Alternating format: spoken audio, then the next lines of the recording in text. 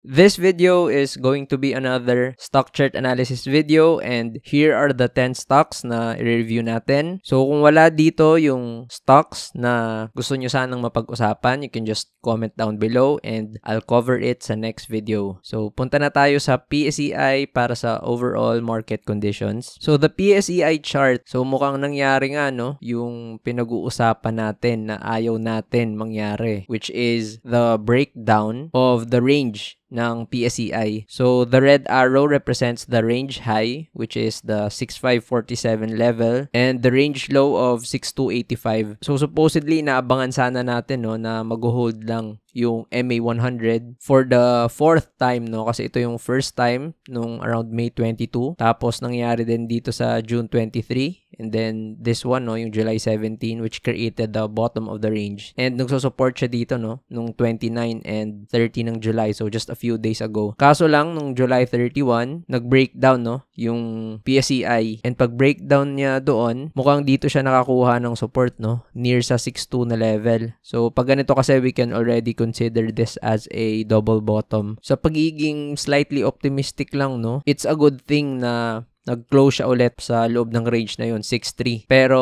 mas leaning on more ako sa bearish side nito kasi kung malakas sana siya, no, dapat mas maganda yung volume and mas okay na pumasok siya ng range and na-overcome niya yung MA100. So pag ganito kasi, ibig sabihin nito most likely yung MA100 magiging resistance na, no? So from this range, this means since nirevisit niya itong previous low niya na to, then we'll consider this as the range na talaga ng PSEI, no? So napalaki natin yung range niya. So ito kasi supposedly yung inaantay natin na pag nag-breakout siya dyan, mas magiging bullish tayo para matest niya yung key levels no to determine the bull market. So unfortunately hindi niya nagawa yun at bumaba lang ulit siya. So ibig sabihin ito na ulit yung range ng PSEI. So ito na yung pinag-uusapan natin na after ng SONA no, yun yung makikita nating catalyst kung positive ba or magiging negative. So how the whales no, the large investors, institutional investors no, fund managers will react with regard sa SONA. So ito na nga yun, mukhang negative yung naging reaction kasi for the past few days pababa lang talaga yung PSEI and may slight recovery pero hindi ganun kalakas. So this means ito na yung magiging range ng PSEI no. So between 6.2 to 6.6 na level or 6.590 na level, dito lang siya gagalaw. And kung saan siya lalabas dyan no, will determine our position or our sentiment when it comes to the PSEI. Kasi pag nabutas niya pa to ng pababa, then most likely bearish tayo dyan kasi another downtrend na naman yan for the PSEI. And sa pag-plot ko before no, ito yung mga levels na meron siya. So major support area around 5.860 tapos 5.696 no, near 5.7. Pero pag nag-consolidate siya dito and mag-breakout siya sa range, then pag nalagpasan pa niya yung 6.6 level na to, then we can consider that as a possible bull market move. Pero mukhang matagal-tagal pa kasi consolidation tas galing pa sa ilalim no. So you don't expect that the PSEI from this level to break out from these areas in a span of a few days no. 6% yan no. Bibihira mangyaring 6% jump sa loob ng isang araw or just a few days. So most likely weeks to months no before natin makita kung ano yung magiging galaw ng PSEI. So sa ngayon mukhang consolidation tayo. So again, this box doesn't represent na sinasabi ko na hanggang September 10 malalaman natin kung bababa or tataas. So illustration lang to no. Pwedeng ganito siya, pwedeng hanggang November, pwedeng hanggang October. So this is just simply for illustration na at a minimum no, ito yung mga pwede niyang galawan or puntahan na price. So punta tayo sa unang stock na i-review natin. So that's JGS. So sa JGS, there's a previous drawing here. So, as you can see, this is your rising wedge. And na-explain ko to sa previous stock chart analysis videos. So, you can see that sa thumbnail ng video na yon nakalagay naman JGS. And I guess by now you already know what that means, no? Pag may nakita kayong stock code sa video, ibig sabihin yun yung napag-usapan. And just a quick recap sa nasabi ko sa video na yon. So, a rising wedge pattern, no, means the space in between the trend lines. So, basically, ito yung part na yon. Diyan lang magmumove move, no, yung price ng stock until it decides to either break down from that trend line or break out from that trend line. So, ang nangyari dito sa JGS, so dito kasi yun around these levels, no? Hindi pa nangyari tong drop na to nung napag-usapan natin. So, basically, nung July 31, nag-act as support yung MA20 and yung trend line sa baba. So, nakikita nyo yan. Nag-breakdown siya pero hindi natuloy, no? Nag-close pa rin siya pataas and papasok ng range. And then, kanina lang na counteract niya, no? Yung selling pressure na nangyari and nataasan pa niya. Pero nagkaroon pa rin tayo ng selling, no, above the 22 area. So, most likely, ito pa rin talaga yung nag-act as the selling pressure, no? Mukhang malakas-lakas talaga na resistance itong level near 22. So, previous support kasi to naging resistance and nag-act din siya as resistance dito nung May 28, no? Which created the first point ng rising wedge na to. And mukhang ayun din yung pumigil nung second week ng July nung tumataas siya, no? Nag-create ng tweezer top dito. So, that created the point B of the trend line sa taas. So, mukhang ang dapat gawin ng JGS, no, mag-close na siya above ng 22. Tapos dito siya magkaroon ng consolidation before niya i-try i-test na mag-breakout sa rising wedge na to. So again, hindi magiging maganda dito sa JGS kung magbe-breakdown siya sa chart pattern na to. So as I've said sa previous video, whenever there is a breakdown from a chart pattern, no, automatic i-revisit niya yung mga support niya before na naging support sa trend line na yon. So ibig sabihin, no, pwede niyang i-revisit at the worst case scenario itong level na to, yung 1750, because ayun yung first point ng bottom part ng trend line. But of course, hindi naman yan mahulog dyan agad, diba? Pwedeng dito siya muna makahanap ng support sa MA50, then even possibly the MA100. So, para ma-continue ng JGS yung trend niya na to, no, kailangan niya ng makalabas dito sa rising wedge, pero dapat sa taas. So, next up, Converge. So, dito sa Converge, meron din tayong previous drawings na na-plot. So, this rectangle, of course, represents the consolidation area of Converge. And nasabi ko nga sa inyo, no, na if hindi malalagpasan ng Converge itong level na 19, then it's either magko-consolidate lang yan or magbe-breakdown. So, yun yung nangyari today. Actually, nag-breakdown nga siya nung July 31, pero nabawi, no? And then, nag-gap down open siya, tapos hindi na nakabawi ulit, and that's a large volume. So, most likely, since Converge is part of the PSEI, then of course, nadamay siya sa selling na yun, no? Gaya ng nasabi ko before sa pinaka-recent ko na video, yung regarding sa what is PSEI rebalancing. So, usap-usapan na may mga matatanggal na stocks, may madadagdag. So, of course, fund managers are already adjusting, no, yung kanilang mga holdings kasi, of course, kailangan nila ng extra funds na ibibili dun sa mga bagong ipapasok na stocks sa PSEI. So, whether that's 1 or 2 stocks, hindi natin alam yun. So, by mid-August kasi natin for sure malalaman kung sino talaga. So, ngayon hindi natin masasabi if the selling sa Converge is because of sentiment, no, adjustment ng mga fund managers, or it's something fundamental about Converge. So, tingnan natin yan in the coming days or even weeks. Pero sa ngayon, as you can see, meron tayong green arrow dito sa 17 na low. Kasi syempre, yan yung strong support niya before. As you can see, meron tayong MA100 and line here. So, yan yung naging strong support niya. Kita nyo, ang lakas nung bounce after niyang mahit yung price na yan. So, ngayon, pwedeng mangyaring double bottom support yung gawin ng Converge. So, dito siya magkaroon ng support and mag-bounce ulit pabalik, no, paloob. Or, pwede rin na pag nag-bounce siya dyan, kung hindi ganun kalakas yung buying pressure, dito siya magkaroon ng consolidation. And the worst case scenario is i-revisit niya yung major support niya na malakas around this level. Pag patuloy-tuloy pa yung selling, ito yung pwede niyang makitang support. Kasi ito yung strong support niya, no? Dito siya huling nagkaroon ng consolidation. So, ito siya. And around 15 to 15.66 area yung kanyang bottom support nung range na yon. So, makikita niyo naman multiple times sa area na to, yun yung pumipigil sa price para bumaba further. So, of course, this range also is going to be our support. Pag nabasag, no, itong 17 na area. So, optimistic scenario sa Converge, kailangan niyang makabalik agad dito sa range na to. And eventually, break out from this box. Kasi pag nag-breakout siya sa box na to, then most likely magiging above above siya sa mga MAs. So, that could still indicate na pwede siyang mag-uptrend in the short term. But of course, pag hindi nangyari yon, I see the stock just consolidating or even dropping. So, punta tayo sa BKR. So, BKR, no, muntik nang mag-ceiling kanina. So, from a price of around 0.79,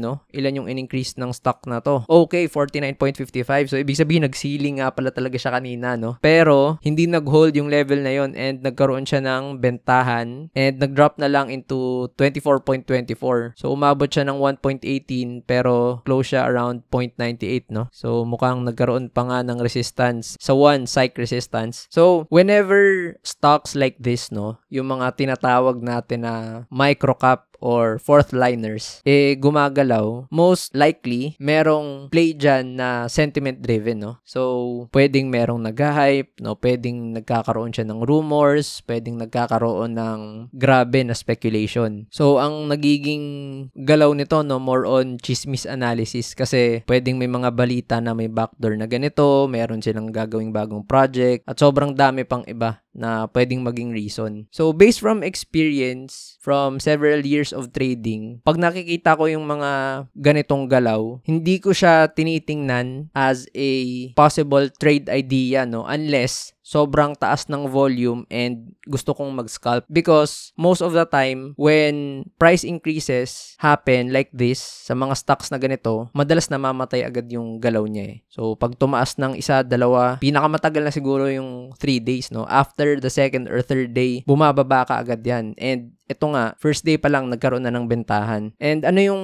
masasabi natin dyan, no? Paano natin mako-confirm na puro chismis, puro hype, puro sentiment-driven lang yung galaw? It's because of this. So, August 1, yung BKR gumalaw ng sobrang taas, no? Nag-near ceiling. So, kanina to. So, of course, no, when the Philippine Stock Exchange, no, nakikita nila na merong mga stock na gumagalaw ng sobrang taas and walang lumalabas na significant news or kung merong mga rumors, syempre hindi nila pwedeng i-base yon sa mga rumors lang, no, lalo na sa mga anonymous na mga tao. So, what they do is, syempre, tatanungin or kakausapin nila yung mismong stock, diba? Kung bakit nangyayari yung ganitong galaw. Nagkakaroon sila ng inquiry. And, pag ginawa ng PSE yun, or ng mga regulators, diba? So, of course, required mag-reply yung stock na yun. And, in this case, that's BKR. So, ayan nga, sabi niya, no? August 1, subject, letter reply to the inquiry to the unusual price movement of BKR shares dated August 1. So, ito yung background or description of the disclosure ng BKR. Sabi niya, please be advised that BKR and its management are not aware of any material information that could have triggered the unusual price movement in trading of BKR shares. So, basically, sinasabi ng BKR na hindi namin alam kung bakit tumataas yung price ng ganyan. So, automatic, alam mo na sentiment-driven siya na chismis, pwedeng hype pa lang. And the thing about stocks like this, no, gaya nga ng sabi ko, microcap, fourth liners. So, sobrang baba ng market capitalization nila, madalas near 1 billion lang. So, ibig sabihin, para pataasin yung stock, sobrang onting pera lang yung kailangan, di ba? Kasi isipin mo, if yung SM is worth 1 trillion, diba? So, in theory, para mo siya mapa-increase ng 50%, kunwari ipapasiling mo yung SM, ibig sabihin magi-increase yung value niya into 1.5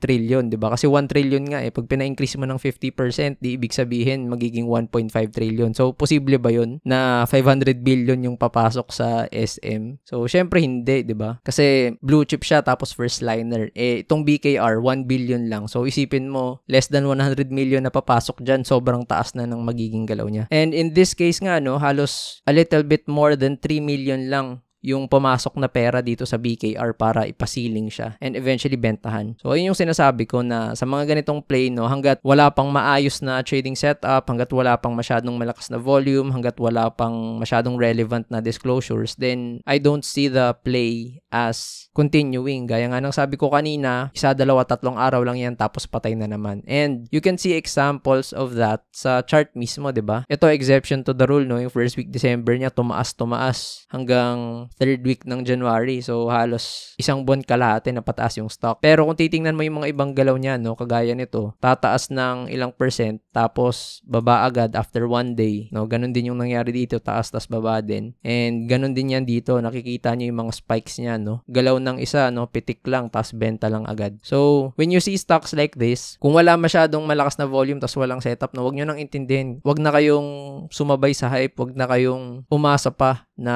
pag pumasok kayo dyan, mag-i-increase pa siya ng 50%, 100%, no? And pag nagtitrade ka ng ganitong stock, dapat babantayin mo talaga siya. Kasi any minute, no? Any second, pwedeng magkaroon ng bentahan. Tapos kung marami kang napasok, mahirapan kang makalabas because whenever selling pressure, pag pumasok na sa mga stock na ganito, isang pitik lang yan. 2-3 traders lang magbenta dyan, yung price bababa ng sobra. Pero syempre, hindi ibig sabihin nun na hindi natin siya pwedeng tingnan or i-monitor. Because, of course, if the volume increases, tapos magkaroon ng trading setup, gumanda yung galaw ng stock, 'di ba? And magkaroon pa ng mga succeeding disclosures na meron palang something talaga, then definitely baka magkaroon ng play. So, doon natin siya hanapan ng possible entry. Pero kung ganyan lang na pinipitik lang tapos bebentahan, it's not worth it to monitor. So, tingnan natin yung sunod na stock, which is Mark. So, ito din, the market cap is around 2 billion since tumaas na yung price ng stock. And kahit paano, mas malaking pera yung pumasok, no? More than 10 million. So, around 12-13 million yung pumasok. So, from a price of 0.50, tumaas yung stock ng 40% sa close and mukhang tumapik din to sa ceiling, no? Ayan, nag-near 50% talaga yung galaw niya. And nagkaroon ng bentahan pero hindi kasing lakas ng bentahan na nangyari sa BKR, no? So, tingnan natin sa disclosures ng Mark kung ano yung sinasabi nila, kung bakit nagkaganito yung galaw ng stock. So, same lang din, date of report, August 1, 2025, reply to inquiry on unusual price movement of MHI shares, so Mark, dated August 1.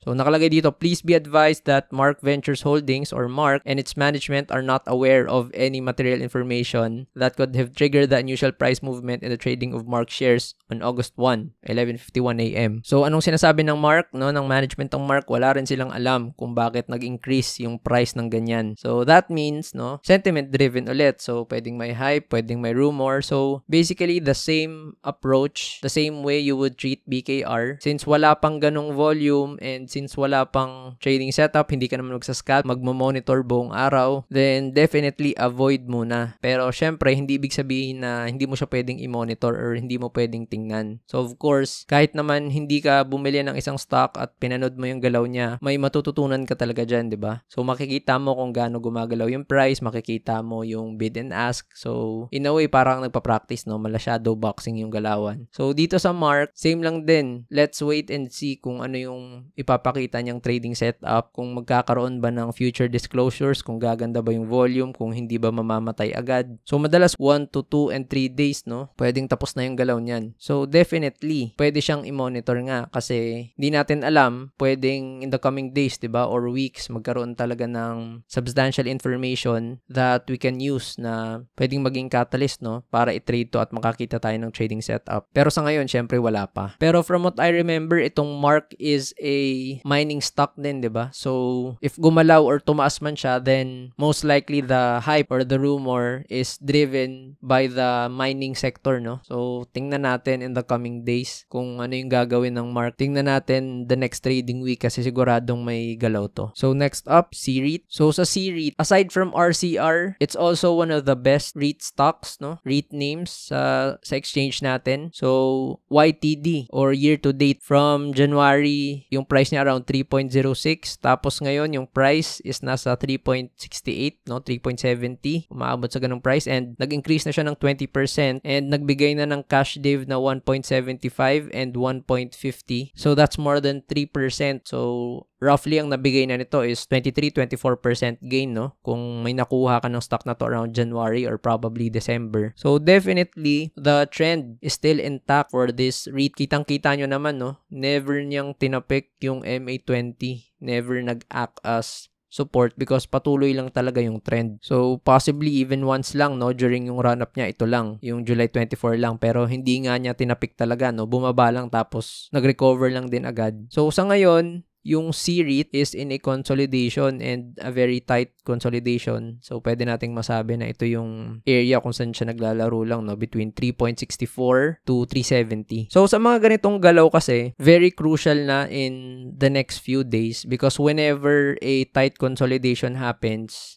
syempre, dalawa lang yung mangyayari niyan. Either magbe-breakout pataas or magbe-breakdown pababa. And pag nag-breakdown siya pababa, then ang kailangan mo lang hanapin is of course yung next structure support niya or the next moving support. So in this case, yung kanyang sunod na support is 3.56 kasi dyan naman siya nag-pull back before. And ibig sabihin, yung MA50 din pwedeng maging support pag nakahabol siya, no? So that is the support of this stock if mag-breakdown siya dito sa consolidation niya, no? 3.56 and the MA50. And of course, if magkaroon siya ng breakout, since this stock is already at the all-time high, we can only make smart guesses, no, or intelligent guesses kung saan siya pwedeng magkaroon ng resistance. And in this case, pwedeng 4 because it's a psych resistance, or whenever selling pressure increases dahil sa profit taking. Kasi wala naman nang magbebenta nito above 3.70 kasi wala namang nakakuha niyan before kasi nga all-time high na yung stock, 'di ba? So ibig sabihin, nakasalalay na lang sa mga nakabili dito sa ilalim, no? Around first quarter ng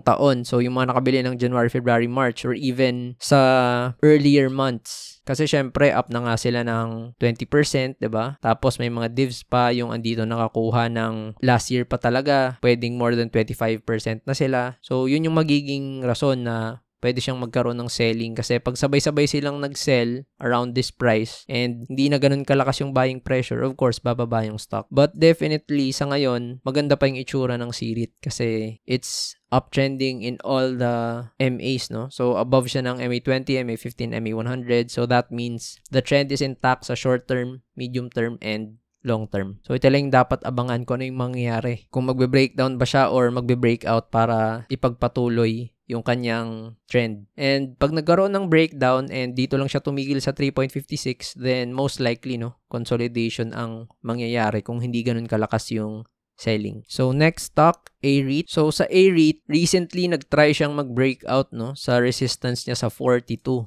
So, ito yun. And nakikita natin na mukhang nahihirapan talaga yung A-REIT na lagpasan itong price na to. So, nag-try siya mag-breakout nung first week ng July, July 2. So, that's 42.25. And kita nyo naman, fake out yung nangyari. Within a day, bumalik ulit siya sa ilalim ng 42 and nag-pullback pa nga sa MA50. And sa ngayon, nagsusupport yung MA20. So, of course, moving forward, we can expect na these moving averages will serve as the support of A-REIT again. So, halimbawa, maka-breakout talaga siya dito at ma-confirm natin yon, then you can use the MAs as a means to identify support levels. Pero tingnan natin, no, kung bakit nag-resist yung 42 area. Nahihirapan talaga siyang i-breakout yan. So, let's see. So, nagipala siyang support dati. So, ito, around April 26. So, may confluence nga ng support and resistance dyan. So, pag nalagpasan niya yung 42, then the next resistance range is around this level, no? 43.63 and 44.35. So, kita naman natin previous support. So, of course, magiging resistance yan in the event na malagpasan niya yung 42 price area. So, sa ngayon kasi, no, masyado pang mababa yung volume ng A-REIT. So, mapapansin nyo dito, wala masyadong galaw. And below average pa yung volume na ginagalawan niya. So, of course, that means hindi ganun kalakas yung buying pressure para ipa-breakout yung A-REIT. And hindi rin nakakatulong na magkakaroon ng rebalancing. So, since magkakaroon ng rebalancing sa PSCI, no, pwedeng nag-i-equal lang yung buying at selling pressure sa A-REIT. May mga gustong bumili and may mga nagbebenta because fund managers, of course, are adjusting their holdings to give way sa kung ano man yung kailangan nilang bilhin pag nag-rebalance na yung PSCI. Pero sa ngayon, intact pa naman yung trend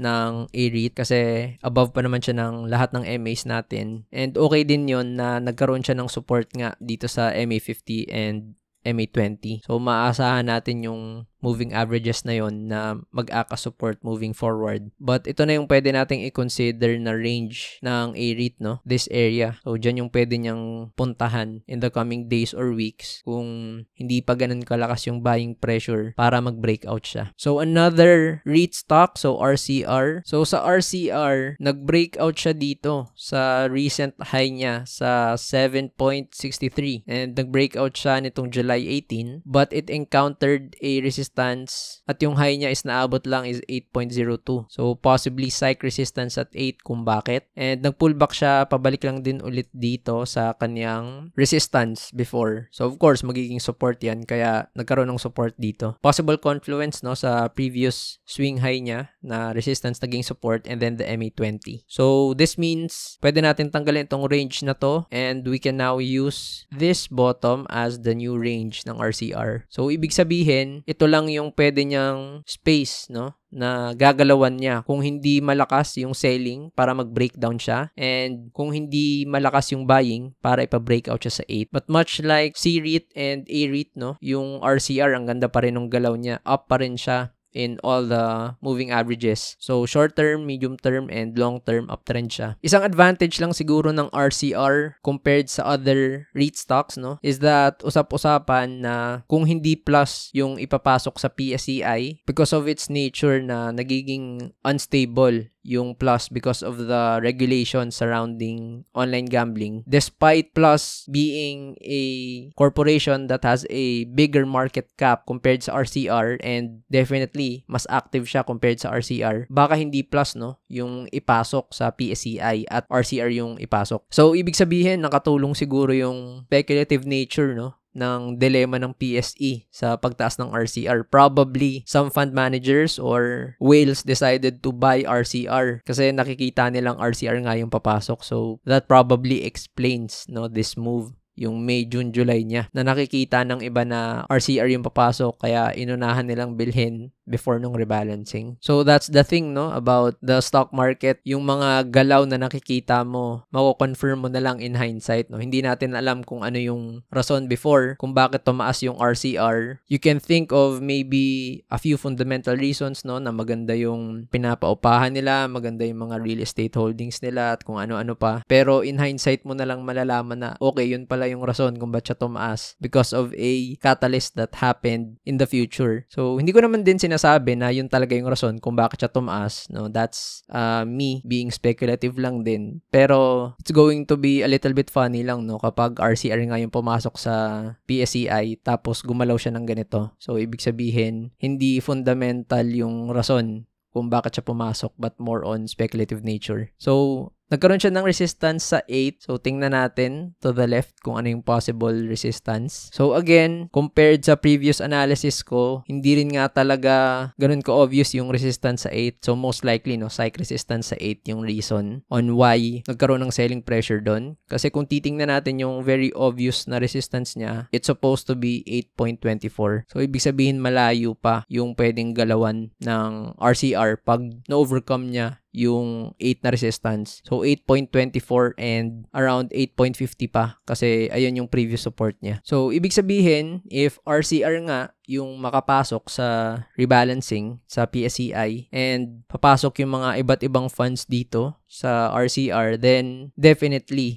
it's a possibility na matest niya yung mga resistances na to. Because at current prices, yung sunod niya na resistance around 6% lang, diba? So, ibig sabihin kahit mag-increase siya ng 2 to 3% per day. So, ibig sabihin in 3 to 4 days, pwede niyang ma-hit yung mga prices na yan. Pero, syempre, kung hindi siya yung mapasok sa rebalancing, then pwedeng mag-consolidate lang siya or mag-breakdown because hindi na enough yung buying pressure and wala nang catalyst para matulak siya pataas. So, next up, PhilREIT or PhilRT. So, meron ulit tayong mga horizontal lines because I remember talking about this nung kaka-breakout pa lang niya sa 52-week high niya. So, meron kasi tayong double top around 3.28 to 3.29. So, ito talaga yung resistance ng PhilRT. And nag-breakout siya dito nun. So, I think either end of June or first week July ko siya na-review. So, nag-breakout siya dyan and then nag-pull back lang din siya sa area na to. So, nirevisit niya yung resistance, naging support, and then nagkaroon siya ng consolidation, tapos na-confirm niya yung breakout noong July 21. So, kung natatandaan nyo yung video na yon, if you've watched that video, and if you've watched previous stock chart analysis videos when I talk about REIT stocks. So, REIT stocks kasi, no, madalas ang pumapasok talaga dito, mga investors or market players who want dividends, no, yung steady na mga fixed income returns. Because REIT stocks,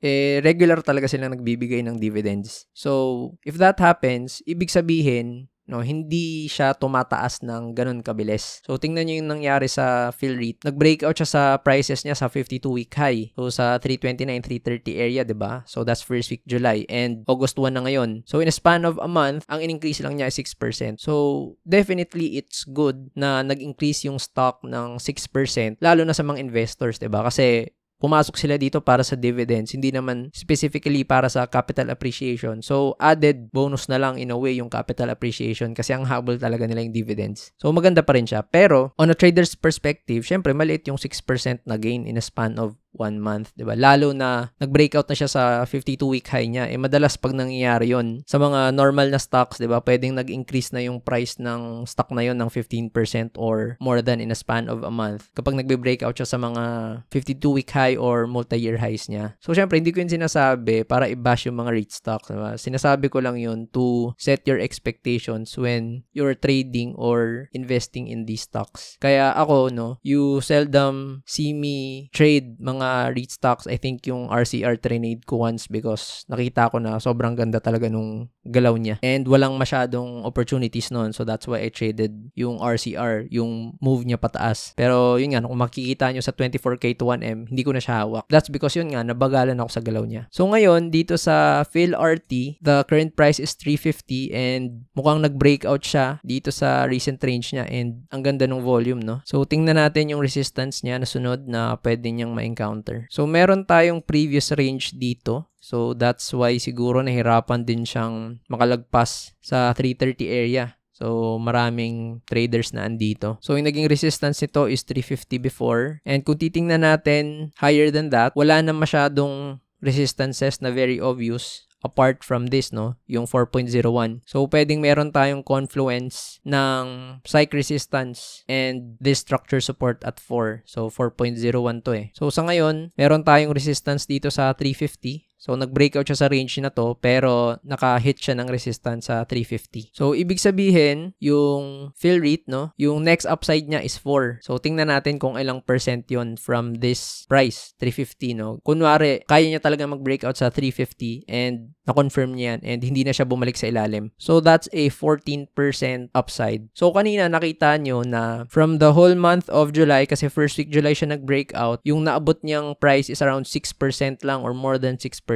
So, kung babasihan lang natin yung move ng PhilREIT, kung gagayahin lang niya yung galaw niya, as usual, and 14% to. So, kung sasabihin natin 6% yung kaya niyang gawin in a month, and tayong medyo optimistic, sabihin natin 7%.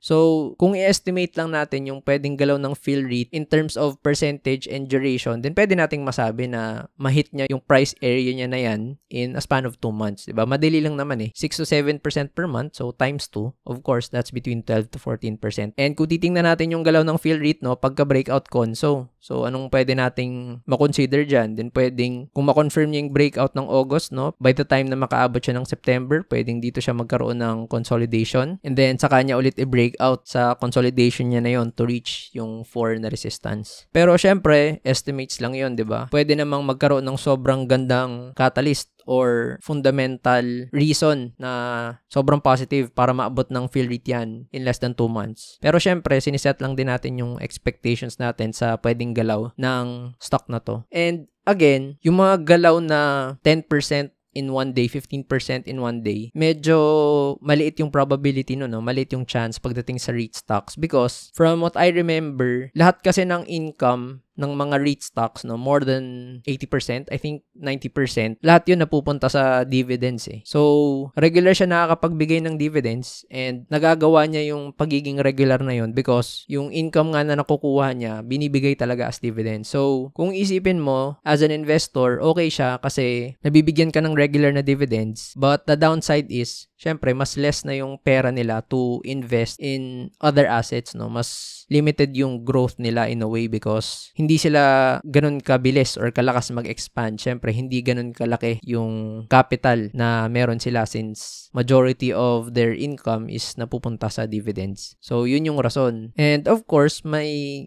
kabigatan kahit papano yung mga stocks na to, no? Gaya ng RCR earlier. So, that's a company that's more than 100 billion. So, considered as first liner na nga siya, no? So, large cap, kinukonsider na nga to be part of PSEI. So, of course, you don't expect stocks like that to jump 10 to 15% sa loob lang ng isang araw. Pero definitely, sa perspective ng investor, ng dividend investor, value investors, then congratulations sa mga meron ito na nakakuha sa baba ng breakout, no? So, ang ganda na nung trend niya ngayon. And may mga bonus pa na dividends. So, next up, EW. EW, kaka-breakout niya last week, July 23, sa 11.32 na resistance. So, ito yan, yung move niya na to. And if I'm not mistaken, na-covered ko to last time and meron siyang resistance around 12 area. Di ko alam kung ba't nawala yung drawing. So, ito siya, 11.96 pala. So, yun nga, near 12 na price area. And then, we can also see sa price level na to, meron tayong previous support na actually resistance dati. So, nagkaroon ng role reversal. And then, ito din sa 1250, no? So, it means 1250 to 1267 or 1270 area pwedeng mag-act as resistance. So, tingnan natin ulit kanina. So, ayun. Kita natin na naabot niya nga actually yung 1215, 12.67 area. So, that explains why nagkaroon ng selling near this area. Pero ang ganda nung galaw ng EW. So, bumaba siya from a close of 1240. Bumaba siya ng around 1.7%. So, dapat 4 days na siyang straight na pababa, no? Pero nabawi niya yun and nag-close siya ng 1%. No? Very small percentage, pero maganda kasi na-counter niya, no? Na-negate niya yung selling pressure na nagawa ng bentahan for the past few days. Pero medyo malit yung volume. So kung titingnan nyo, ang lakas pa rin ng selling na nangyari. No, yung volume, selling pressure, but the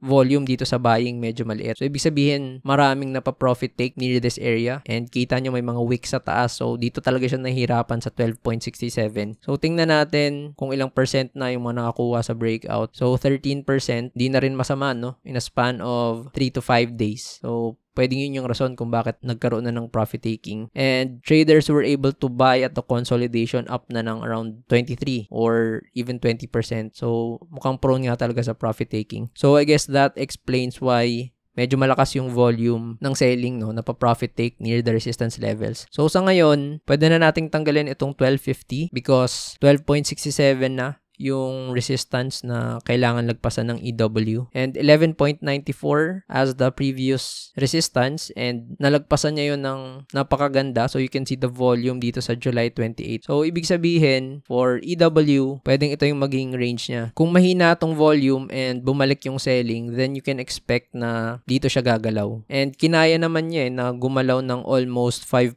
or 6% sa loob ng isang araw. So, you'd expect, no, na kaya niyang ma-reach yung mga levels na to in a span of a few days. No, 2-3% move lang yan. So, dito siya pwedeng gumalaw, no? Medyo nagiging volatile na yung stock kasi kaka-breakout pa lang niya. So, siguradong magkakaroon ng mga galaw yan because kapag nagkaroon ng sell down, pwedeng yung mga hindi nakapasok sa breakout, pumapasok pa. Yung mga nagpa-profit take, pwedeng umonti na tapos lumalakas yung buying pressure. So, ibig sabihin sa EW, in order for the trend to continue, kailangan niya talagang mag-breakout dito sa 12.67. Tapos, hindi niya na i-revisit pabalik, no? Pwede siyang mag-pull back towards 12.67 area pero definitely, hindi na siya pwedeng bumalik sa ilalim after the breakout tapos magtagal doon. Pero ang ganda nung itsura ng trend because up na siya sa lahat ng MAs, no? Sa MA20, MA50, and MA100. So, yun lang yung kailangan abangan sa EW. Hindi na dapat mabutas itong 11.94 or 12 na area. Kasi yung next niyang support yung MA20 na and 11.32. So, last stock, AGI. So, sa AGI, there's a line here around 7.89. So, that represents my average price. So, meron kasi akong position sa stock na to, which I will talk about further, no? Yung trading idea ko doon sa next video ko,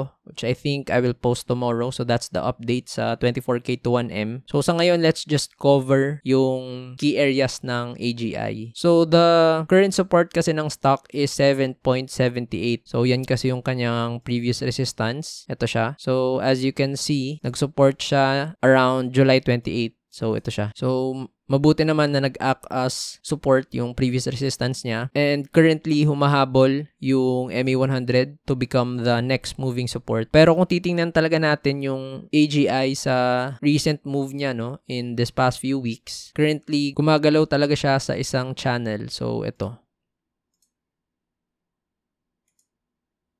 So, ayan yung channel ng AGI. So, ito kasi yung kanyang resistance. So, 2 times yan ang tinest yung upper part ng channel. And sa ngayon, nagsusupport yung lower part ng channel niya ng 2 beses. So, during this period, no? So, itong trading week. So, sa ngayon, make or break sa AGI this coming trading week because if the price breaks down sa trend line at sa MA100, then most likely, no, pwede niyang i-revisit yung previous part ng consolidation niya. So, ito kasi yung previous part ng range niya eh. So, ito na yung next na major support. So, sa ngayon, ang pwedeng gawin ng AGI para ma-prevent yon is to make a consolidation around this area, no? And then, try to break out from the trend line to continue yung uptrend niya. Sa ngayon kasi, the stock is in a short-term downtrend pero I see it as a pullback sa levels na to, no? Kasi in the longer-term trend, uptrend pa naman yung pagka-identify ko sa kanya. So as long as hindi siya bumaba at mag-breakdown sa MA100, I can see there's still upside sa stock na to. Yun lang, dapat hindi na siya mahulog sa trend line at sa MA100. So ang pwede niya na lang talagang gawin is yun nga, mag-consolidate around this area and try to break out or galing sa prices na to, no, mag-breakout na talaga siya agad sa upper part ng channel. Pag hindi niya ginawa yun, then most likely downtrend yung punta nito or magkakaroon siya ng mas matagal na consolidation. So, dapat hindi na siya tumagal below 8. Dapat magko-consolidate siya above 8 price area. So, ayun lang. That ends the stock chart analysis video for today. So, again, kung wala dito yung stocks na gusto nyong pag-usapan, you can just comment down below and I'll cover that sa next stock chart analysis video. So, if this is your first time watching one of my videos, you can just hit the like button and then subscribe so you can watch other videos in the future. And I'll paste dito sa screen yung mga previous videos so you can watch that and maging reference sa video na to. So, thank you for watching this video.